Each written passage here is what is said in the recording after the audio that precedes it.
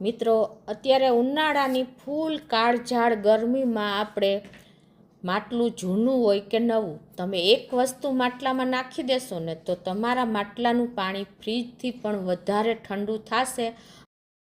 Hello friends, super magic રસોઈમાં મિત્રો હું આપનું સ્વાગત કરું છું.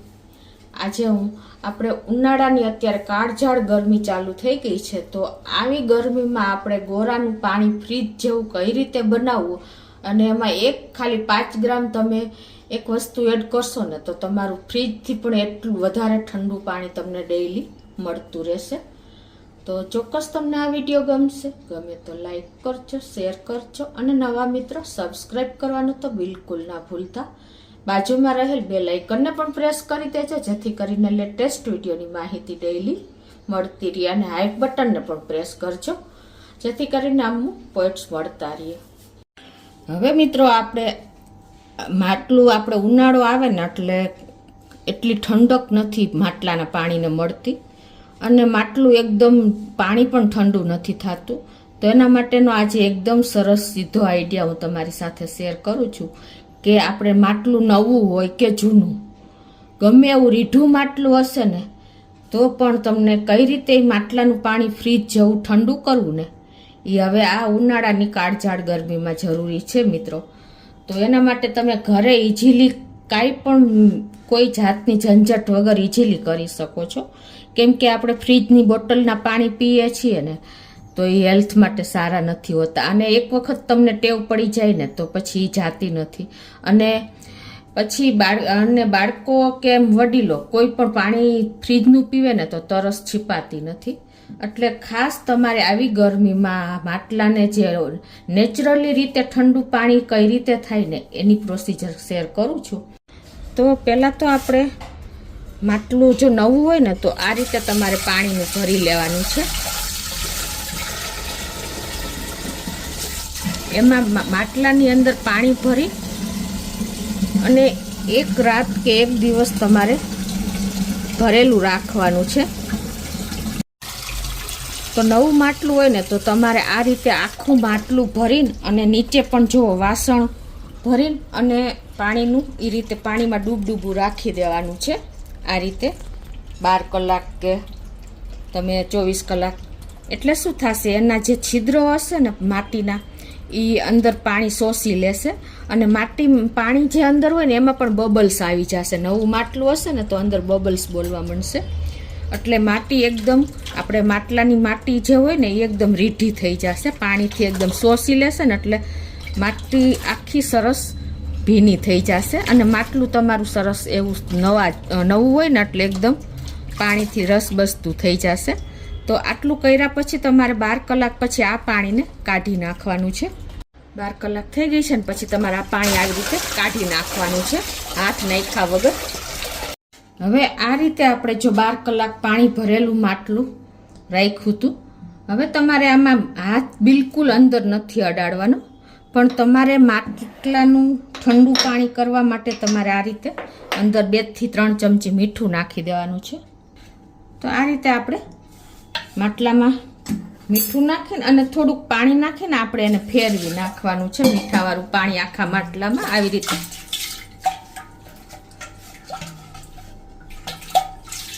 અને પછી તમારે આવી રીતે ફેરવી અને કાઢી નાખવાનું છે. હવે આ રીતે જો આપણે ચોખ્ખું પાણી એક વખત પાછું નાખી મીઠાવાળું પાણી કાઢી નાખ્યું, અને હવે પાછું એકદમ ફિલ્ટરનું પાણી નાખી અને પાછું તમારે હાથ અંદર નાખ્યા વગર આ રીતે ફેરવી નાખવાનું છે પાણી. એટલે જે મીઠાવાળું પાણી અંદરના જે હોલ હોય છે ને એ શોષી લેશે ને એટલે એકદમ સરસ બધા માટલાના હોલ ખુલ્લા થઈ જશે. તો આ રીતે આપણે એને કાઢી નાખીએ. આ રીતે જો આપણે નવું માટલું હોય તો મેં તમને પ્રોસિજર બતાવી કે 12 કલાક કે 24 કલાક તમારે નીચે પાણી ભરેલા વાસણમાં આખું માટલું પાણીનું ભરીને રાખી દેવાનું, અને 12 કલાક પછી તમારે એને હાથ નાખ્યા વગર અને ફેરવી અને ધોઈ નાખવાનું પાણી બધું કાઢીને. પછી તમારે 2-3 ચમચી મીઠું નાખીને અને થોડુંક પાણી નાખીને માટલામાં પાણી ફેરવી નાખવાનું મીઠાવાળું, એટલે નવું માટલું હોય કે જૂનું માટલું હોય એના છિદ્રો ખુલી જશે ને એટલે તમારા માટલાનું પાણી એકદમ કાયમી ઠંડુ જ થતું રહેશે, પાણી ઝરશે માટલામાંથી. જો રીઢું માટલું હશે ને તો પણ ઝરશે. અને આવું ઉનાળાની ગરમીમાં તમે એકદમ ફ્રીજ જેવા પાણીનો અહેસાસ કરી શકશો. એકદમ હેલ્ધી નેચરલી રીતે પાણી ઠંડુ થાય છે. તો આટલી પ્રોસિજર કર્યા પછી હવે તમારે શું કરવાનું છે, આપણે એને એકદમ ક્લીન પાણીએ પણ ધોઈ નાખ્યું છે. પછી તમારે એકદમ ઠંડુ કરવા માટે આવી રીતે કાંઈ પણ તમારા માટીનો પોટ હોય ને એ લઈ લેવાનો છે. અને પછી એમાં તમારે આવી રેતી નાખી દેવાની છે. આપણે જે રેતી કોઈ પણ રેતી જાડી હોય ને એવી લેવાની છે અને માટીમાં પોટમાં આ રેતીને ભરી દેવાની છે.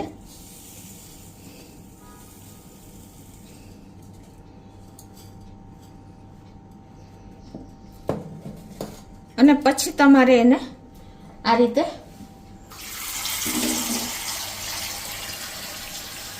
પાણી રેતી માથે છટકોરી દેવાનું છે આવી રીતે. એટલે શું, પહેલી વાર તમારે કોરી રેતી હોય ને એટલે કે ભીની ના હોય ને તો પાણી છટકોરી અને આ રીતે રાખી દેવાની છે.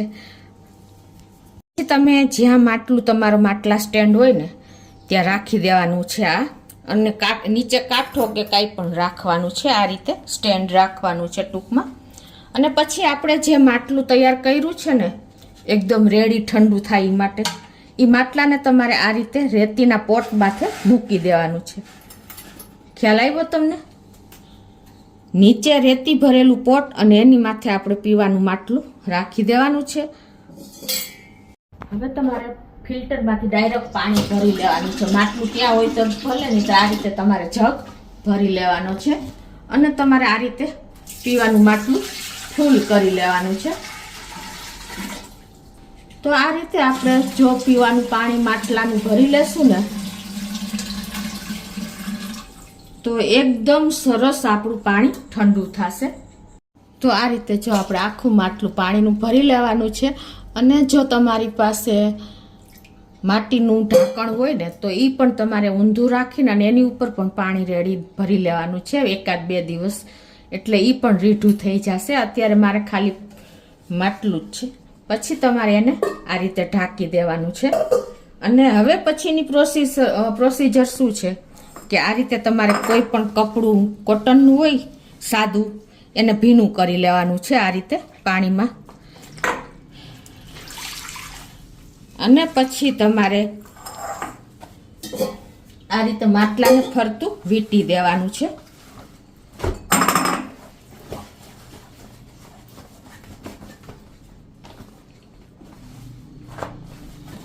આખું માટલું તમારે આ રીતે કપડાથી કવર કરી લેવાનું છે. એટલે માટલું સતત તમારું ભીના કપડા કોટનનું કે સાદું કપડું હોય ને એનાથી તમારું માટલું ભીનું જ રહેશે.